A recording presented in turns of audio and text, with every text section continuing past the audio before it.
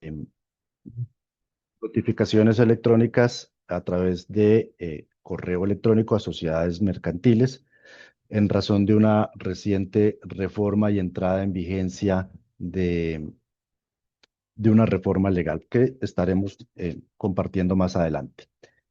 Bien, muchas gracias a todos. Se sigue uniendo gente, ya tenemos 85 participantes. Eh, Vamos entonces, voy a tomar los primeros minutos para presentarme y presentar la asociación que estoy representando en esta actividad.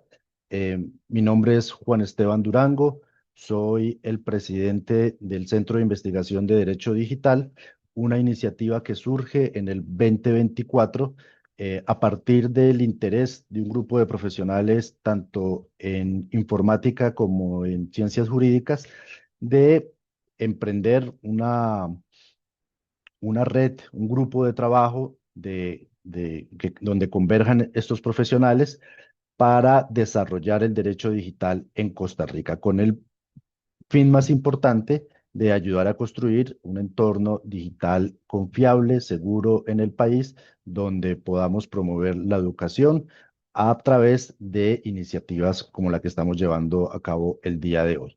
La asociación entonces está conformada en la actualidad por unos 35 profesionales, repito, de ambas carreras, tanto de derecho como de informática. Tenemos profesionales muy expertos en informática y tenemos también, obviamente, profesionales en derecho también muy especializados en sus respectivas áreas. Bien.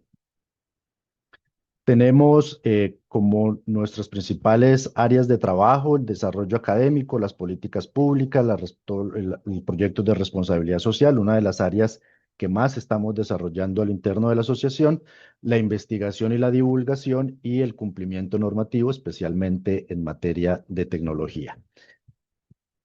Dentro de los proyectos tenemos un podcast que actualmente se encuentra activo, donde en nuestro canal de YouTube ya encuentran los dos primeros episodios. Tenemos grupos de trabajo que ahorita rápidamente veremos las temáticas, cursos y capacitaciones que están iniciando este año para el público en general, webinars como este, cursos, talleres pagos y proyectos de responsabilidad social.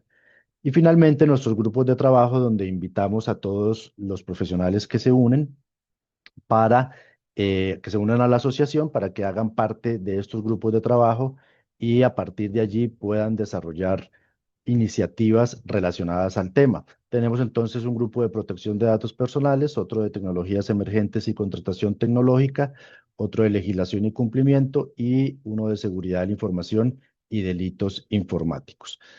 Si quieren ahondar en más información, los invito a visitar nuestro sitio web, cidet.org, y allí van a encontrar entonces más de esta iniciativa.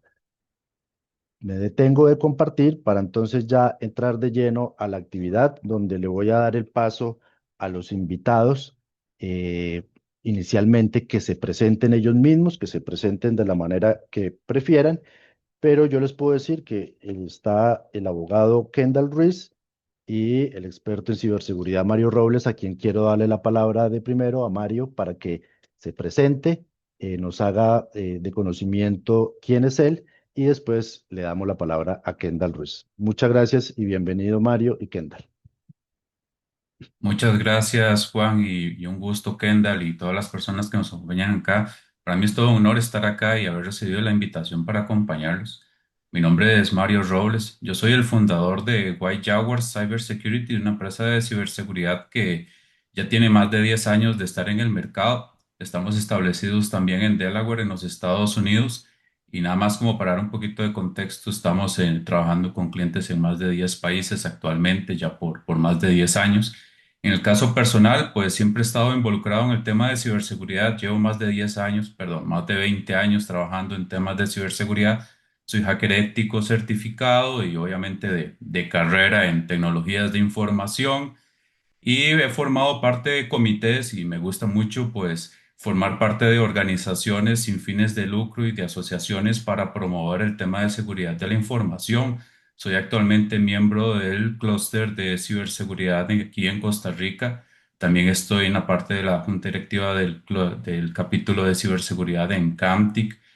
Fue líder del capítulo de OWASP Costa Rica, que es una organización mundial sin fines de lucro para promover la seguridad en el desarrollo de aplicaciones y seguimos aquí colaborando.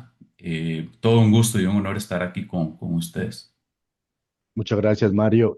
Kendall, Gracias, Juan. Igual un gusto, Mario. Agradecido con CIDET, su junta directiva, por haberme considerado para este evento. Saludar a todas las personas que están enlazadas. Ahí algunos me mandan mensajitos, Juan, de que dicen que están en cola de espera. Pero bueno, en todo caso, decirles de este tema, es un tema súper relevante. Es un antes y un después en la realidad de las notificaciones en Costa Rica. Se está tomando muy a la ligera. Y yo felicito a CIDET y a su presidente que siempre está a la vanguardia con este tipo de temas que a veces se dejan muy a la libre y no se han querido abordar de la manera crítica como creo que la vamos a abordar el día de hoy. Entonces, gracias Juan por ese pensamiento disruptivo, ese pensamiento de estar adelante y liderar CIDET con temas que son de interés no únicamente local, sino que inclusive también a nivel internacional. Porque Costa Rica se replica lo que pasa en Costa Rica en otros países, pues en un país pequeño es como experimental para otros países y claro. entonces somos fuente de derecho. Pero, y yo presentarme, básicamente soy abogado, me encanta trabajar en esto, no me gusta como hablar del currículum, ni mucho menos, nada más, me encanta hacer lo que hago. Bueno, yo sí voy a agregar a esa presentación de Kendall que él acaba de terminar un libro de notificaciones judiciales. Entonces, pronto, ahorita estábamos hablando de eso, pronto se estará publicando, ya está en manos de la editorial. Y esa es una de las razones de que Kendall pues esté acá para hablarnos de esa temática. Dos anuncios importantes. Tenemos 100 usuarios ya conectados en Zoom. Varia gente se está quedando por fuera que no podemos ingresar. La asociación está iniciando, es pequeña. Nuestra licencia de Zoom es de las básicas, de las de 100 personas. Entonces, estamos grabando la actividad para que por favor le digan a sus colegas o conocidos que no pudieron ingresar que si Dios quiere el fin de semana la estaremos subiendo a YouTube.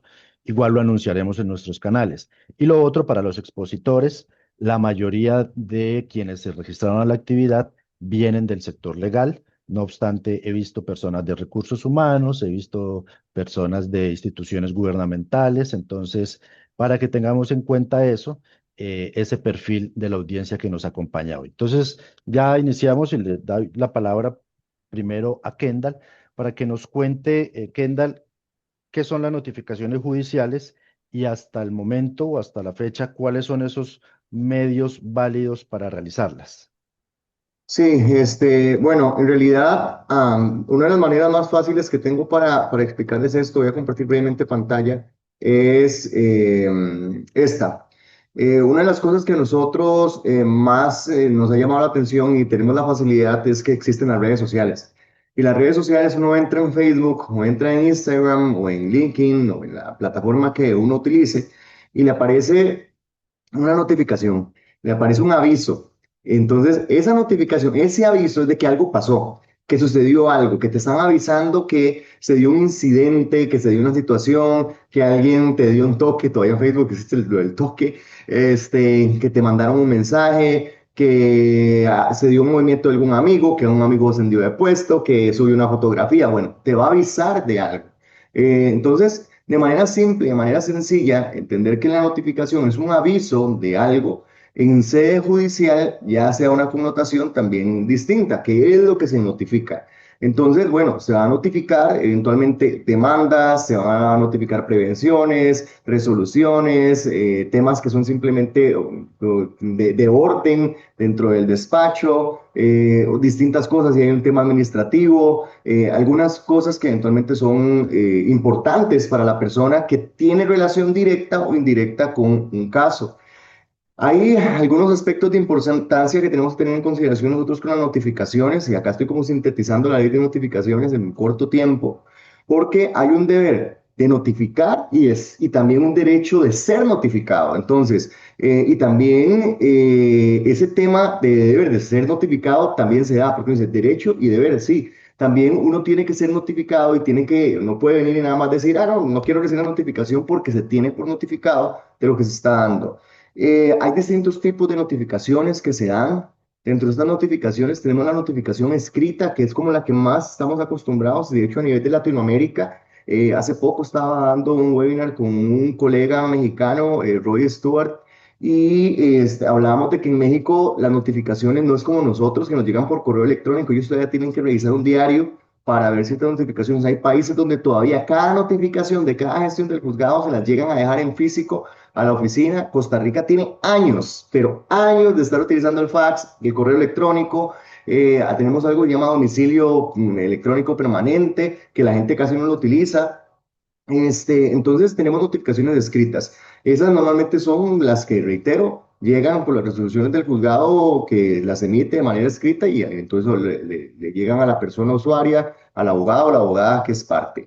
Y luego también tenemos las que son orales, esas se ven en audiencia. Cuando el juez está resolviendo, le dice, bueno, usted queda debidamente notificado y a veces las personas se duermen, le dice uno popularmente, porque no se oponen, no presentan recursos, no presentan nada y entonces hay momentos para presentar ciertas acciones, hacer un recurso de revocatoria, una decisión, una aclaración, una apelación. Entonces, en esos momentos que llegan las notificaciones, uno tiene que presentar ciertas acciones. Normalmente las escritas le dan un margen a uno de días para presentar, días u horas, porque también se puede dar, para presentar ciertas acciones también impugnaticias.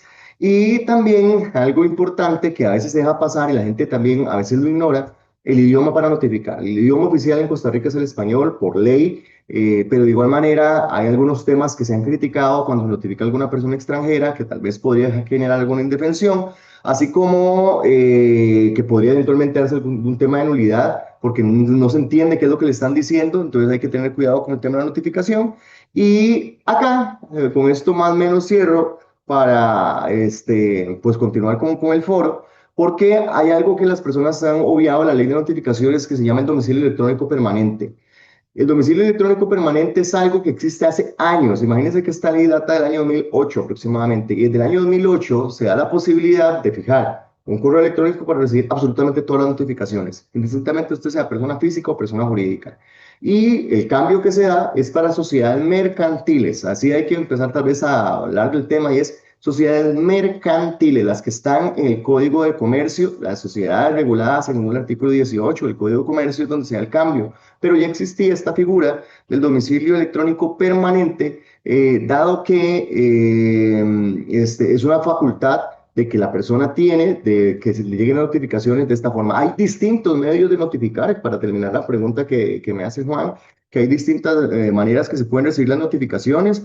Y bueno, acá nada más dejo un tema importante, ¿quién puede notificar? Hay distintas personas que pueden notificar, el Poder Judicial, el correo certificado, notarios y notarias públicas, pero este cuadrito para mí es muy importante porque es un infográfico que de hecho está en el libro, de hecho esta presentación está basada en el libro, donde está quiénes son y están en los grados, y arranca desde la persona juzgadora, los técnicos, los jefes, el técnico de comunicaciones, la fuerza pública, notarios, personas de Correos de Costa Rica y los consulados.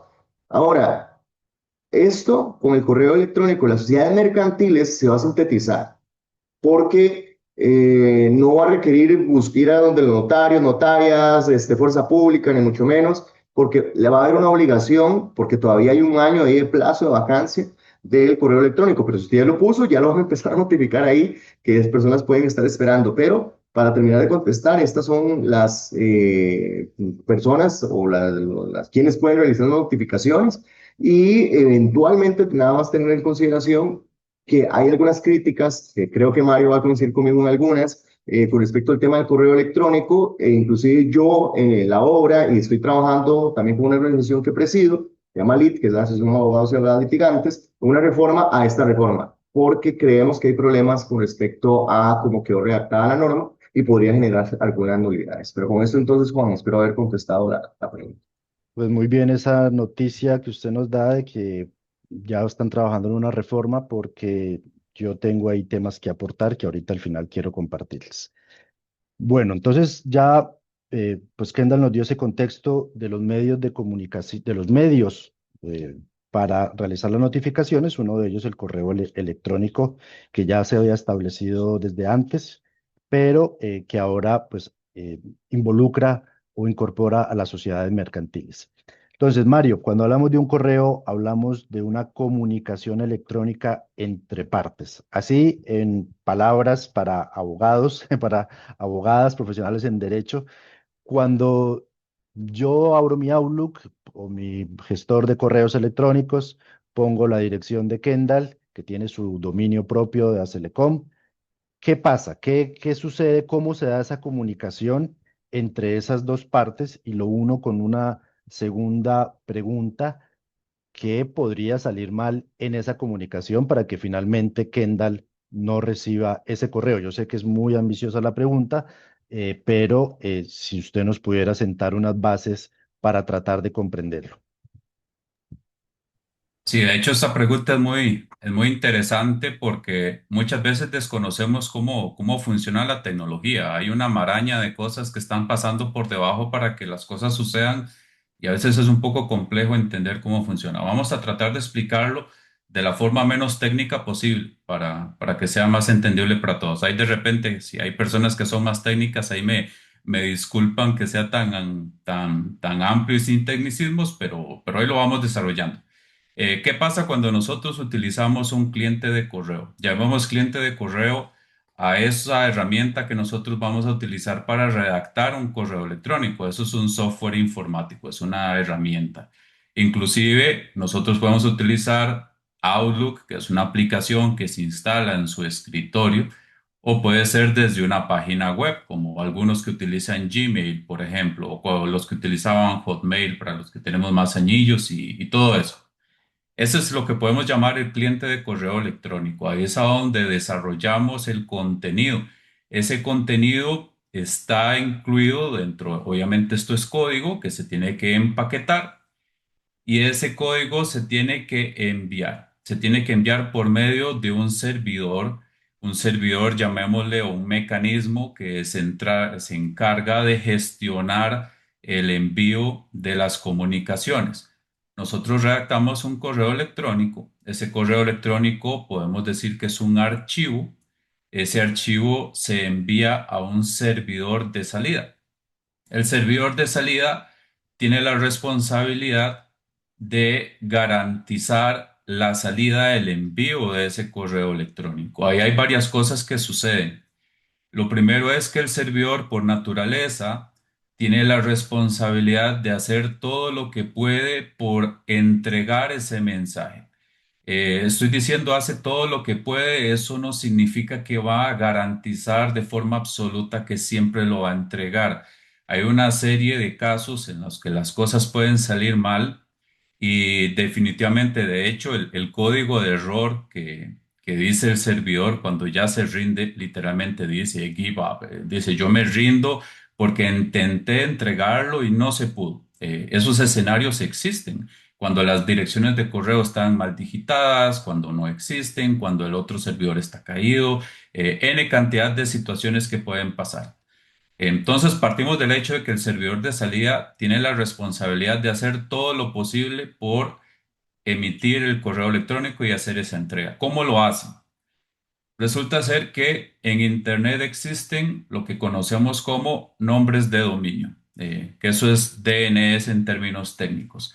Nombres de dominio, eso es para poder tener nombres amigables para no tener que recordar direcciones. Para ponerles un ejemplo, yo puedo decir que la dirección de mi casa es eh, país, provincia, distrito, barrio, número de calle, código postal. Y yo puedo decir que toda esa es mi dirección física, pues para que me pueda llegar una carta física. Hagamos ese tipo de analogía.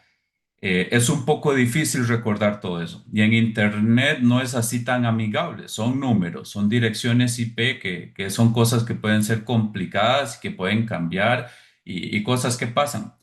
Se creó el sistema DNS justamente para poder asociar un nombre amigable que esté detrás de ese código, que es el que dice cuál es mi ubicación digital. Ese nombre DNS es lo que conocemos como midominio.com, el nombre de la organización .xyz y demás. Eso es como un nombre amigable. Ahora bien, cuando yo digo quiero enviar mi correo electrónico desde mario@wj.cr hacia una persona en Hotmail, mi servidor de salida lo que va a hacer es consultar en los registros públicos cuál es el destino de hotmail.com o de gmail.com. Se va a buscar por un registro que se conoce como MX, que ese es como el servidor de correo destino. Eso es el Mail Exchange. Por medio de ahí, yo ya sé quién es el servidor al cual tengo que enviar ese mensaje. Se envía el mensaje, los servidores inician esa comunicación. Esa comunicación se puede dar de varias formas, puede ser cifrada, puede ser abierta, tal vez más adelante podemos hablar de eso. Y el servidor de entrada recibe el correo electrónico, recibe ese archivo donde existen ciertos metadatos que son los que dicen quién es el origen, quién es el destino, e inclusive se puede llevar un registro de los saltos que ha dado. Todo esto estoy hablándolo en términos de potenciales pistas de auditoría para hacer investigaciones eventualmente. En algunos casos las arquitecturas son más complejas y pueden pasar de varios servidores en una cadena y toda esa cadena queda registrada en los metadatos hasta que pasa por filtros de seguridad, si existen, porque también vamos a hablar de eso, y finalmente se almacena en un buzón. Ese buzón, llamémosle un repositorio, que dependiendo de la plataforma lo maneja de forma diferente. Pensemos que es como un buzón, es un cajón donde se guarda y está a nombre de una persona y queda a la espera para que la persona destino lo descargue desde su cliente, el Outlook o la herramienta que esté utilizando y ya recibe una notificación, tiene su mensaje nuevo, se realiza la descarga y ahora sí ya lo puede leer en su cliente final. Eso es como el paseo básico. Obviamente hay factores adicionales y hay cosas más complejas que pasan por debajo, pero a grosso modo así es como funciona todo ese tema de la comunicación con los correos electrónicos. Bien, Mario. Y en ese, bueno, ya vimos que, como usted dice, un paseo, un recorrido por varios recursos. O sea, cuando hablo recursos es servidores, filtros, software, etcétera. Ujú, Cuando se dan todos esos pasos, ¿qué riesgos hay? ¿Alguno de estos filtros podría rechazar o detener el correo? En algún momento esos saltos que va dando entre recurso y recurso podría ser que no llegue al siguiente paso y hasta ahí llegue el correo. ¿Cuáles son esos escenarios más frecuentes? Porque debe haber N cantidad, pero ¿cuáles son esos escenarios más frecuentes para que ese correo no pase todos esos puntos de revisión, todos esos peajes? ujú. Sí, yo creo que toda persona que ha usado una computadora sabe que a veces en tecnología las cosas no salen bien. Yo creo que eso es algo que todos tenemos claro. En algún momento todos hemos necesitado ayuda de alguien más porque algo sale mal, porque no me conecta la impresora o lo que sea. La tecnología tiene eso. No podemos dar una garantía absoluta de algo. Lo que sí podemos hacer es tratar de implementar la mayor cantidad de mecanismos y de protecciones, pues para evitar que las cosas salgan mal. Podemos dar ejemplos prácticos.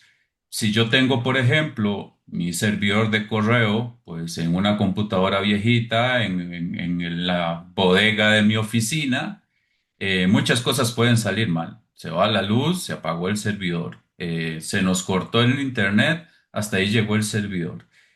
Pueden pasar muchas cosas malas. Podemos utilizar un servicio en la nube donde la nube nos garantiza que va a estar arriba, pues, o disponible 99% del tiempo, pero ya vemos que inclusive hasta las nubes más grandes como la AWS y Azure se han caído, han tenido tiempos de caída. Entonces tampoco es que podemos garantizar absolutamente, inclusive aunque sea una plataforma distribuida como Cloudflare o Amazon o demás. Para eso existen mecanismos alternativos para tratar de garantizar la entrega, que eso era lo que yo mencionaba antes de las retransmisiones. Si se hizo un intento y no se pudo, el servidor va a seguir intentando, usualmente por un periodo máximo de 3 días, o eso se puede configurar en el servidor. Van a haber intentos de retransmisión hasta que ya finalmente se rinde. Pueden haber otros escenarios en los que se envía un correo electrónico y el servidor que lo recibe dice que no cumple con lo que está esperando recibir y lo rechaza. Ahí cientos de motivos de rechazo que puede responder un servidor para decir el buzón destino está lleno, la cuenta está inactiva, un fallo a nivel de infraestructura, muchas cosas pueden salir mal y usualmente se manejan como estos registros de auditoría para tener por lo menos un registro de lo que ha estado pasando. Ahora bien, pueden existir problemas a nivel de reputación también, que tal vez eso lo podemos abordar más adelante con más detalle. ¿Qué es el tema de reputación? Existen servicios de reputación en línea justamente porque todos hemos recibido correos basura. Yo creo que eso es algo que todos conocemos. Y si existen correos basura es porque hay personas que están haciendo cosas que no deben. Y si hay personas que hacen cosas que no deben, entonces existen mecanismos para llevar un registro de quiénes son los que no están haciendo cosas que no deberían, y a eso se le conoce como listas negras, y eso se generan listas de reputación. Algunos servicios de seguridad se basan en leer estos servicios de reputación para poder decidir si quieren aceptar o no un correo electrónico. Les voy a poner un ejemplo para decir que no solamente es en escenarios de abuso donde un correo se puede rechazar.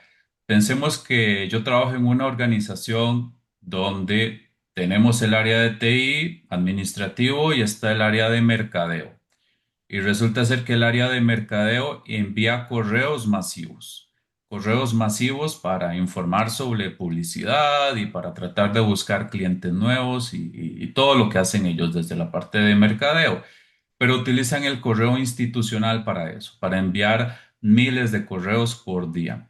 Y las personas que reciben esos correos, pues se han sentido de alguna forma incómodos con eso y han reportado esos correos electrónicos como no deseados y de alguna forma se ha hecho un mal uso de la plataforma y el dominio, aunque sea legítimo, aunque sea real, es marcado por mala reputación en un servicio público y eso puede hacer que se impida la recepción de una notificación que sea real. Eso es un escenario que puede suceder. Si no tengo configurado el correo electrónico de forma efectiva con medidas de seguridad, que más adelante vamos a hablar sobre esto, probablemente entonces los servidores cuando están negociando van a decir que su contraparte no tiene los requerimientos mínimos de seguridad necesarios para garantizar la autenticidad del destino al que se necesita llegar y esto puede rechazar un mensaje de correo electrónico. En algunos casos pueden existir también filtros de spam. Pensemos que nosotros mismos en nuestros clientes de correo, recordemos clientes de correos como el Outlook o esa herramienta que utilizamos para visualizar el correo, nosotros mismos podemos configurar filtros que en algunos casos podrían ser demasiado agresivos. Y si son demasiado agresivos, pueden aparecer situaciones como lo que conocemos como falsos positivos. Un falso positivo, eso es que rechazamos algo que era real. Y en estos escenarios, pues inclusive hasta por configuración propia nuestra, podríamos estar descartando un mensaje que realmente queríamos recibir. Eso pues de forma resumida, ¿verdad? Hay muchas otras cosas que pueden salir mal. Correcto. Mario, entonces, si me queda una idea clara es que hay unos factores que puede controlar el destinatario o quien recibe, Ujú, en este caso yo, que los puede controlar en su servidor, puede crear estas configuraciones, estas reglas más o menos estrictas, ya dependerá de sus intereses. En todo caso, hay que tener en cuenta que para una notificación hay que pues estar muy atento a esas configuraciones. No vaya a ser que se cree un falso positivo, como dice Mario, y se termine rechazando una notificación de una resolución de un caso de abuso sexual porque se detectó que en el texto del PDF traía palabras eh, referente a un comportamiento sexual.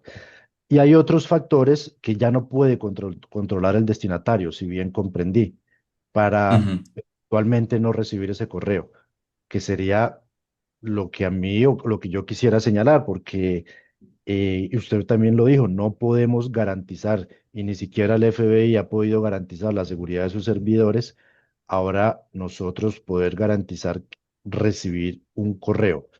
Al punto que hoy es, hay factores que no podemos controlar. definitivamente. Mm. Ok, muy bien. Kendall, usted ya nos mencionó que efectivamente cuando que ya había una reforma de ley que nos permitía suministrar nuestro correo electrónico, que lo hacemos constantemente los abogados cuando asumimos un caso, entonces suministramos como medio de notificación nuestro correo electrónico. ¿Qué cambia con esta ley en ese sentido? Yo no soy experto procesalista porque no soy litigante, pero eh, esa primera notificación, ¿qué cambia ahora con esta reforma? ¿Se puede hacer por correo electrónico? ¿No se podría hacer? Sí, a ver, son varias cosas que hay que revisar de este ajuste que se da y voy a partir de algunos elementos básicos para explicarlo. Lo primero es que sepan que para persona física no ha cambiado nada, por eso proyecto esto para persona física. La de la persona sigue siendo la notificación personal a propia mano, lo que es la demanda y demás. Pero donde se da el cambio sí es en personas jurídicas, pero propiamente en lo que son las sociedades mercantiles. El cambio que se da fue interesante, de hecho cuando estaba dando, yo participé en su momento con la Comisión Civil y Mercantil del Colegio de Abogados y Abogadas de Costa Rica hace ya algunos años y cuando se estaba dando este proyecto pasa mucho, bueno, yo creo que Juan lo tiene claro que a veces cuando no están las comisiones, a uno le llegan las consultas un mes después de que les envían para que dé la consulta, entonces ya está, llega extemporáneo, entonces uno ya no se puede referir a lo que manda la Asamblea Legislativa porque lo mandan muy rápido, entonces ya cuando uno hace la observación podría estar fuera de tiempo. Y entonces cuando uno llega en esa comisión, que estaba don Álvaro Hernández Aguilar, que en paz descanse, que es uno de los mejores jueces de la República que ha tenido la historia de Costa Rica, uno de los mejores civilistas que ha tenido Costa Rica, hablábamos de esto y estábamos debatiendo de que qué indefensión se generaba y los cambios que venían. En su momento cuando estaba ese proyecto, dentro del debate, algunos estaban muy de la línea de que cómo van a poner el correo electrónico para la primera notificación de Pokémon, y otros decían, no, pero es que hay que ir a la tendencia de avanzada. Voy a explicar algunos de los cambios que se dan en esta reforma, porque no solamente es una reforma a la ley de notificaciones judiciales, sino que la reforma se da también al Código de Comercio. El Código de Comercio en su artículo 18 es donde a uno le fija los requisitos que tienen que existir al momento que yo constituyo una sociedad mercantil.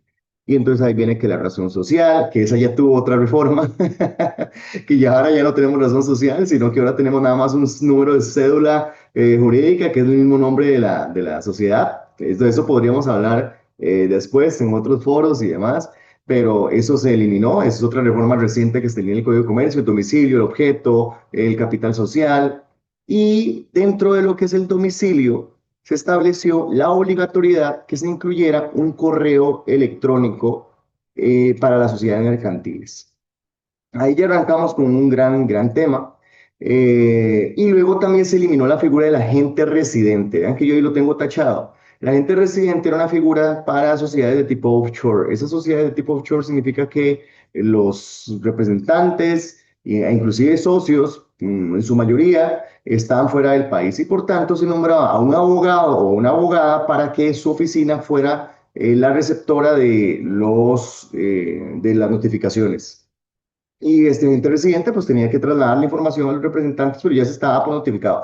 Ya de por sí la regulación de la gente residente era muy escueta, y de hecho yo en la obra de notificaciones anterior que había realizado criticaba la manera como queda la gente residente porque decían, se notifica a la gente residente.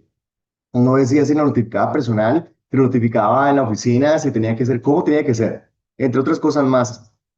Además de si tenía una oficina cuando se hizo la sociedad, se notificaba en esa o en la nueva oficina. Bueno, había varias cosas que se criticaban con respecto a eso.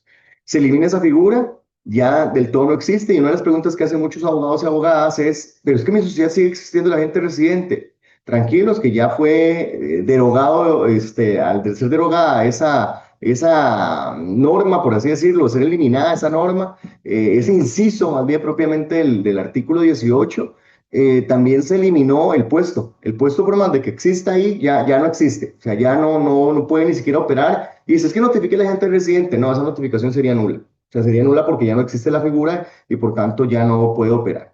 El correo electrónico, cuando se genera esta obligación, generan unas disposiciones transitorias. Esta norma sale en diciembre, publicada en la Gaceta del año 2024. No preciso la fecha exacta, creo que fue en los primeros días, 4 de diciembre, pero por ahí sale publicada y le dan al Registro Nacional de Costa Rica un plazo de 6 meses para que ordene un poco sus sistemas. Recordemos de que nosotros tenemos desde octubre del año pasado que todo lo hacemos digital con el Registro Nacional, salvo unas excepcioncitas por ahí, pero básicamente todo es digital. Entonces se estableció que se iba a dar 6 meses para que alistaran el sistema, hicieron pruebas, alistaron el sistema y pusieron ya la inclusión del correo electrónico. Y también se dispuso dos temas importantes. Uno, que se podía hacer una protocolización donde se modifica el estatuto de la sociedad mercantil y se incluye el correo electrónico mediante una asamblea. Y hay otra cosa que yo critico terriblemente, de hecho lo estaba hablando con el jefe de dirección de personas jurídicas, que es un experto también en el tema, está últimamente con el Registro Nacional hablando varias cosas, y luego también regularon de manera terrible que en una escritura pública el representante cambie el correo electrónico. Ahí hay una de las primeras críticas porque es cómo el representante va a estar facultado si es una decisión de los socios decidir dónde es que van a notificar. Entonces, Kendall, si es el representante, yo no soy accionista en nada, pongo mi correo electrónico, pero los socios dicen, no, yo quería que el correo electrónico sea eso. Vean, eso va a ser un tema de nulidades. Yo no tengo la menor duda de que eso va a ser un tema de nulidades, que la norma estaba, sí existe, pero van a alegar nulidades por eso. O sea, yo no tengo duda de eso, que si se la dan o no le dan la razón, bueno, es un tema aparte, porque la norma expresamente lo permitía y los jueces se pegan a legalidad y puede que avalen que lo haya hecho, pero en realidad, no, mira, yo caí en indefensión porque ese se tomó estas atribuciones que no correspondían y podrían darse algunos temas y podría, reitero, entrar en el debate de eso. Otro elemento tal vez importante para no robar tanto tiempo y darle chance a Mario también, porque hay un tema que me encanta, que creo que se va a referir de la seguridad, es que el tema del correo electrónico no tiene que ser validado previamente por el Poder Judicial. Y el Poder Judicial valida ante el sistema del Poder Judicial los correos, y debo decir que también hemos estado hablando con el director de tecnología del Poder Judicial y el Poder Judicial puede estar recibiendo N cantidad de ataques, miles. No voy a decir el dato por respeto a los datos privados de las reuniones con ellos, pero el Poder Judicial recibe diariamente miles de ataques, de ciberataques, y toman ciertas medidas de seguridad que inclusive bloquean a ciertos países donde puede que estén recibiendo este ciberataque, sin avisar por un tema de ciberseguridad. Entonces, yo vengo y pongo el correo electrónico hoy, que está localizado en X país, el servidor donde va a estar trabajando ese correo electrónico y resulta que es el Poder Judicial no lo está avalando.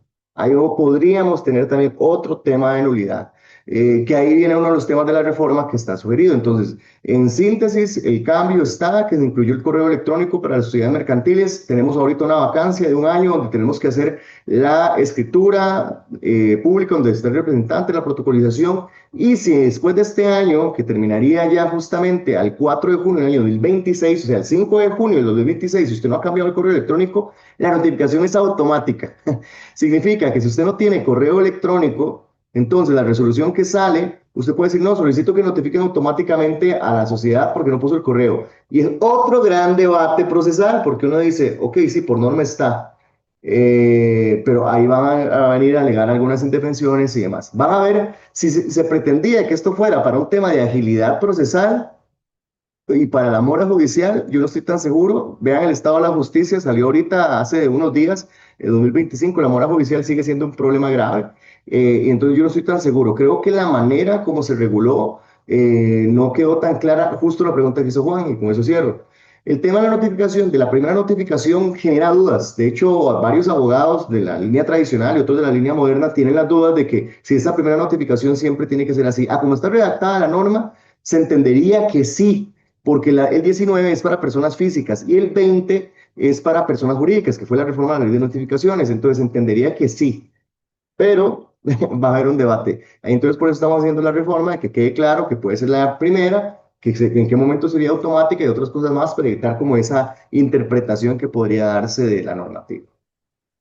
Bueno, no, excelente. Mi intención era ahondar en las vicisitudes técnicas que podrían surgir, pero usted acaba de explicarnos toda la parte procesal que podría salir mal, además de no poder garantizar la entrega de ese correo. Y quiero señalar eso porque es que la norma dice que se debe suministrar en el artículo 18, cuando se constituye la sociedad, la norma dice que se debe consignar una dirección electrónica a través de una cuenta de correo que garantice el recibido de la notificación. Y eso es parte de lo que quiero que nos llevemos hoy, que Mario ya lo ha establecido. Es muy difícil en tecnología garantizar asuntos que bajo ciertos escenarios no están bajo nuestro control. Entonces, ese es un punto ahí muy importante. Ahorita al final voy a comentar o a compartir cómo otros países, otras regulaciones lo han tratado de solucionar.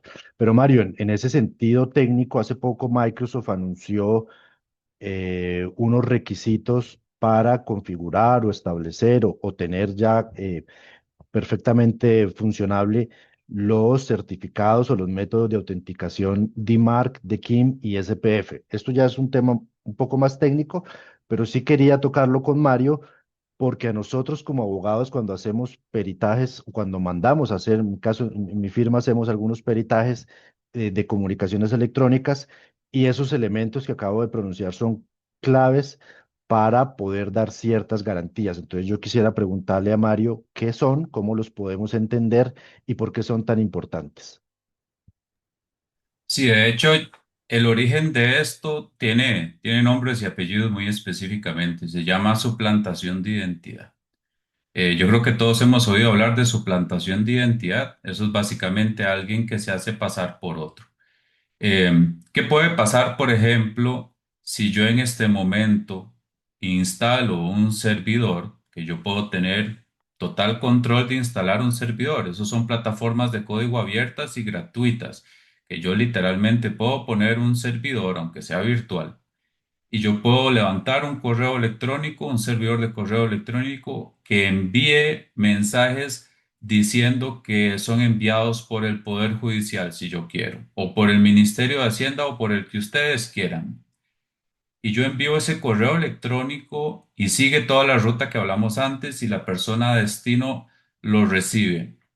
¿Cómo va a saber la persona de destino o cómo va a saber el servidor destino que es un correo falso desde un servidor que un delincuente levantó o si es un correo que viene del servidor real del Poder Judicial?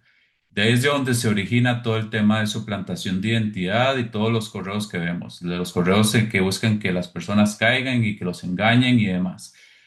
No podemos limitar lo que puedan hacer las otras personas. Las otras personas pueden hacer eso que yo acabo de decir antes y tampoco es tan complejo técnicamente hacerlo. Para poder entonces lidiar con ese tipo de escenarios, se crearon diferentes mecanismos para poder autentificar la identidad de quien está enviando el correo electrónico. Esto no estamos hablando de firma digital, no estamos hablando de otras cosas, estamos hablando meramente de técnico para garantizar la identidad de un servidor que emite un correo electrónico. Y se mencionaron esos tres mecanismos. Están DMARC, está DKIM y está SPF. Podríamos decir que cada uno tiene sus objetivos distintos y no quiero confundir mucho con los tecnicismos. SPF, eso es básicamente Sender Policy Framework, que eso es definir quiénes son los orígenes permitidos para enviar los correos electrónicos.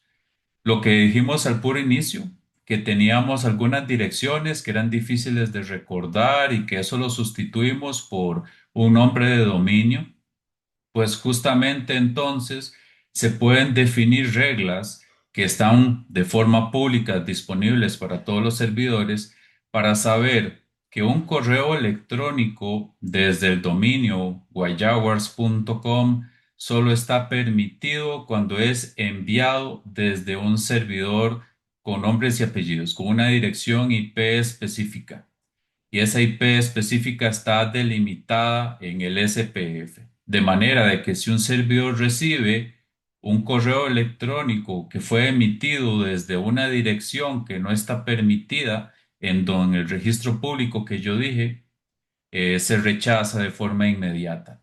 Para eso sirve el SPF. Luego tenemos el tema del DKIM. El DKIM es Domain Keys Identified Email, que eso es como decir correo electrónico por medio de llaves de dominio para identificación. Y de nuevo, no quiero confundir mucho. Esto es básicamente utilizar firmas criptográficas. Pensemos en que ustedes pueden poner de forma pública, para decir mi dominio, guayawars.com, yo tengo una llave criptográfica que es esta y está disponible de forma pública. Ese es como mi identificador. Y dentro de cada correo electrónico que se envía desde guayawars.com, tiene que incluirse la firma de la persona que está enviando el correo electrónico. Pero esto es una firma que se gestiona a lo interno del servidor. Recordemos que no estamos hablando de firma digital ni nada de eso. Cuando el servidor destino recibe el correo electrónico, aplica un algoritmo criptográfico de la llave que va dentro del correo electrónico y la llave que está disponible pública para mi dominio. Y si las cosas no encajan ahí, se rechazan. Y eso lo que nos garantiza es la autenticidad del emisor. Y recordemos que no es autenticidad de ya lo que mencioné antes, sino a nivel de gestionar la entrega del mensaje para evitar que alguien esté suplantando mi identidad a la hora de enviar ese correo electrónico, porque las llaves que van incluidas dentro del correo electrónico tienen que ser generadas por medio de una llave privada y otras cosas más que tal vez no voy a entrar en esas aguas ahorita, pero que sí puede garantizarse a la hora de hacer la validación de la entrada que eso es real. Todo esto nosotros lo podemos consolidar en lo que vamos a conocer como DMARC. Que DMARC lo que nos dice es cómo vamos a gestionar la respuesta ante cosas que puedan salir potencialmente mal. DMARC significa Domain Based Message Authentication, Reporting and Conformance, que eso es como para definir qué vamos a hacer ante temas de autenticación, reporteo y conformación o cumplimiento. Y esto es básicamente basado en un estándar que se apoya en el uso de DKIM. Recordemos, DKIM son firmas que se validan criptográficamente y SPF, eso es como para decir quiénes son los que están permitidos para enviar correos electrónicos. El DMARC lo que dice es qué es lo que se va a hacer en caso de que algo no se cumpla. Y por medio del DMARC, por ejemplo, se pueden definir reglas que dicen, en caso de que no funciona el tema del SPF, en caso de que el de Kim tenga firmas que no son válidas, se puede enviar el correo a cuarentena. Cuarentena, eso es ponerlo en un lado aislado para que alguien lo revise y lo analice, o del todo rechazarlo, o del todo que lo deje pasar, pero que se notifique a nivel de sistema para que alguien a nivel de monitoreo lo pueda revisar y se puedan definir también direcciones de correo electrónico, y eso también, eso está de forma pública, para definir esos puntos de contacto, por ejemplo, para hacer análisis forense de algo que pueda salir mal con esa comunicación, que eso es conocido como el RUF, o el envío de estadísticas en formato XML, que eso es lo que se conoce como el RUA, para hacer notificaciones sobre algo que está pasando. ¿Cómo se ve prácticamente esto? Cuando existe un abuso por parte de alguien que está enviando un correo electrónico haciéndose pasar por mí, básicamente el servidor que recibe el correo electrónico que aplica las reglas de DMARC y ve que hay alguien que está haciendo algo indebido, envía esas notificaciones para análisis forense y para análisis estadístico hacia los correos electrónicos que están configurados en el DMARC. Y eso es para aspectos técnicos de investigación y de endurecimiento y demás. Si no tenemos configurado nada de esto, pues básicamente estamos abiertos a la posibilidad de que cualquier persona pueda suplantarnos nuestro correo electrónico. Y eso es algo que ha ido cambiando y de ahí viene justamente lo que mencionaban pues muy bien don Juan, que es el hecho de que ya los grandes proveedores están forzando esto. Ya Microsoft, por ejemplo, en su plataforma Office 365 ya dijo a partir del 5 de mayo de este año, Quienes no tengan configurado el DMARC Policy, no vamos a recibir los correos porque no vamos a jugarnos esa chance. De hecho, ya Google y ya Yahoo lo habían comenzado a implementar desde hace tiempo atrás, desde el 2024, cuando estábamos hablando de correos masivos. Correos masivos, estamos hablando de más de 5.000 correos diarios. Hay cosas importantes en temas de estándares y de otras implicaciones, por ejemplo, como por ejemplo en normativa PCI DSS, que eso es para quienes procesan tarjetas de crédito. Todos los comercios que procesan tarjetas de crédito están obligados a implementar las reglas de IMARC de KIM y SPF. En temas de normativa, por ejemplo, en el sector público, CIS y otro montón de estándares, cada uno de estos ya lo he ido implementando como obligatorio justamente para endurecer eso. Y ya finalmente, nada más como para no quedarnos solo con el tema de DMARC, de KIM y SPF, también hay medidas para garantizar la privacidad en la transmisión de esto. Por ejemplo, existen reglas conocidas como DNSSEC, que eso es para garantizar la autenticidad de los dominios que mencioné antes, que esto se configura a nivel de los emisores y autoridades registrales. Y también existen protocolos de cifrado a la hora de hacer las comunicaciones para el envío de correos electrónicos. Pero a grosso modo, pues yo creo que eso diría. Muy bien, Mario, y aquí quiero señalar dos puntos. Primero, ¿por qué es importante un peritaje informático para una comunicación electrónica por correo? Yo sé que la práctica usual en la vía judicial es la certificación notarial, quien ve el contenido del correo y lo certifica, pero Mario nos acaba de dar una amplia explicación y muy general a la vez de todo lo que pasa técnicamente detrás de un mensaje de correo electrónico. Entonces, necesitamos, así como lo establece la normativa, certificar o garantizar esa integridad de la comunicación de un correo electrónico cuando se aporta en un caso judicial y de allí la importancia de que una pericia informática ahonde en estos temas técnicos y los pueda eh, certificar o confirmar ante una autoridad judicial. Em, Mario, ya se nos acaba el tiempo muy cortica. ¿Es posible a través de un peritaje informático, en caso de que yo no reciba una notificación o que se me haya notificado, nunca la vi en mi bandeja de entrada, eh, me tengo que defender ante la autoridad y decir, bueno, yo nunca recibí ese correo? Técnicamente un peritaje podría demostrar que ese correo no llegó a mi servidor, que no alcanzó a pasar todos esos puntos que usted nos ha explicado y que definitivamente el perito da con un alto grado de probabilidad que ese correo no llegó a mi servidor. ¿Eso es posible? Sí, de hecho, por medio de un peritaje o una investigación digital forense, podemos contar nuestra parte de la historia. Yo creo que eso es lo que podría ponerlo de esa forma. Nosotros no podemos auditar, por ejemplo, lo que pasa dentro del correo electrónico del Poder Judicial, porque para auditarlo tendríamos que hacer un peritaje al Poder Judicial. Entonces, hagamos esa separación. Podemos hacer una investigación sobre lo que pasa de mi lado en mi servidor de correo electrónico. Yo mencioné antes, por ejemplo, el tema de los reintentos y de rendirse y del montón de razones por las cuales un correo se puede rechazar. Todo eso queda en bitácoras y si queda en bitácoras, pues eso va a salir a reducir como parte de una investigación digital forense.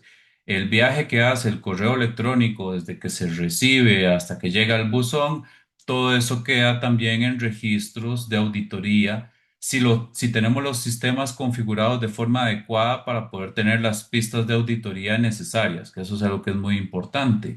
Y si el proveedor de servicios nos permite realizar esa investigación. Microsoft en algunos casos es muy colaborativo, Google es un poco más complicado.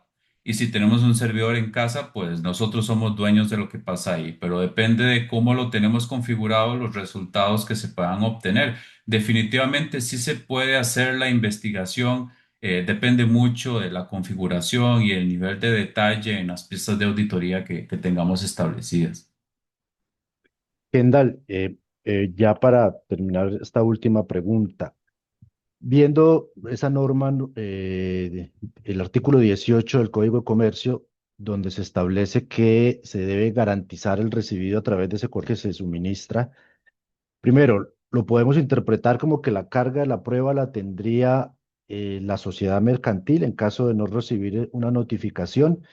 Si tiene la carga de la prueba y si se aporta un peritaje informático donde se evidencie que el correo de notificación no alcanzó a llegar al servidor del destinatario, judicialmente, ¿qué vía tenemos? O sea, ¿qué procedería ahí? ¿Usted qué haría Sí, si mañana tocan la puerta a un cliente y le pone ese caso? Sí, a ver, hay varias cosas importantes que vale la pena mencionar acá. En efecto, yo considero lo que vos estás diciendo, que tiene la carga de la prueba, acá se invierte, ¿verdad? Totalmente y se le pone y se le deposita a la sociedad mercantil.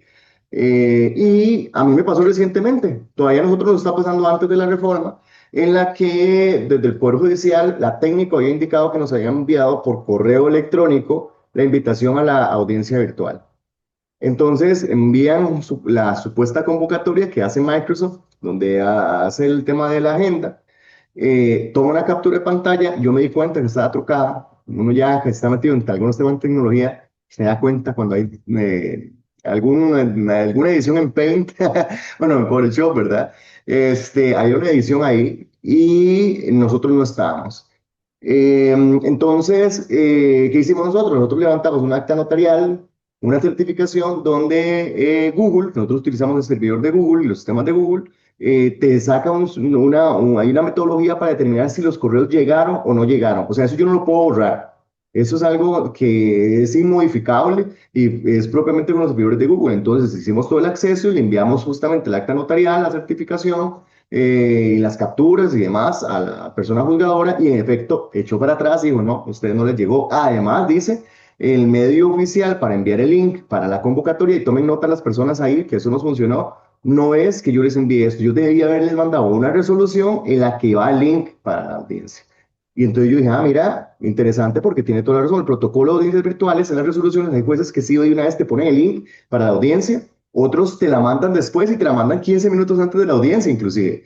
Entonces ella viene y dice, sí, esto generó nulidad y por tanto, de hecho habían declarado que la audiencia no estaba y los efectos de no estar por ahí. Ahora, respondiendo muy rápido porque queda poquito tiempo, las vías que tiene a nivel procesal la vía de incidente de nulidad de notificaciones que tiene que tramitarse en un legajo separado o si es dentro de una misma resolución el recurso de revocatoria con apelación de subsidio en caso que alcance con nulidad concomitante. O sea, si hay una nulidad que uno detecta en la notificación que no llegó, entonces se da, pero un caso de la primera notificación, por ejemplo, en las sociedades, sería una vía incidental y también hay que ver pues, los plazos y demostrar también cuándo fue que me di cuenta para que no digan de que pasó el plazo y que precluyó la oportunidad para alegar. Muy bien, bueno, ya preveemos un escenario de posibilidades a futuro que pueda surgir con esta reforma. Vamos a ver día a día cómo se va dando los asuntos. Ya nada más para finalizar, yo quería terminar con un aporte y es que en algunas jurisdicciones esto lo han tratado de solucionar con los servicios cualificados de entrega electrónica. En Europa funciona así. ¿Qué es esto? Es un tercero de confianza que ha cumplido con un proceso legal y técnico eh, que va a estar en medio de la comunicación entre el Poder Judicial y nuestros correos electrónicos de destino. ¿Ok? Ese tercero puede dar presunción legal de que ese correo fue recibido o no por el destinatario.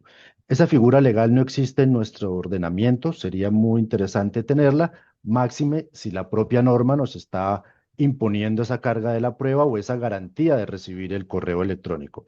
Esto es, a ver, así como el Banco Central de Costa Rica es un tercero de confianza en materia de firmas electrónicas, necesitaríamos uno, esa figura legal, esa normativa que establezca las condiciones para que una persona privada o pública, una persona jurídica, pueda ser ese tercero de confianza en comunicaciones electrónicas. Esto sin duda vendría a traer bastante seguridad jurídica a este tipo de comunicaciones porque opera tanto para notificaciones como para intercambio de correos entre empresas privadas o personas privadas.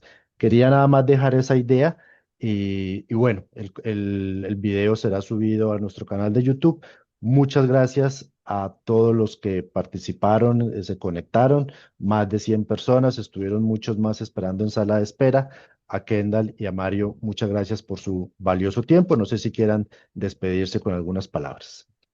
No, de mi parte, pues agradecerles a todas las personas que se enlazaron y también a Mario por compartir el conocimiento y principalmente también a Siet y a vos como presidente, Juan, reiterarte el agradecimiento por invitarnos y bueno, pues vamos a estar muy atentos a los cambios y sé que vamos a trabajar en conjunto distintos temas para lograrlo. Ahí pusieron algo importante, con esto cierro, de que hasta puede ser una oportunidad para muchos abogados y abogadas de generar como agencias virtuales para recibir las notificaciones. Ahí se las dejo picando por aquello. Así es. Mario, No, y de mi parte agradecerles por la invitación. Yo no soy abogado, entonces de mi parte también estaba muy interesado porque aprendí mucho hoy en esta sesión también. Entonces muchas gracias también por la información de Kendall y don Juan. Hay muchas cosas que hay que hacer con respecto al correo electrónico, hay responsabilidad de configuración y demás. Nada más quisiera cerrar con el hecho de que nosotros trabajamos con algunas firmas legales justamente donde nosotros les damos apoyo para poder implementar todas las medidas de seguridad que necesitan para garantizar la recepción.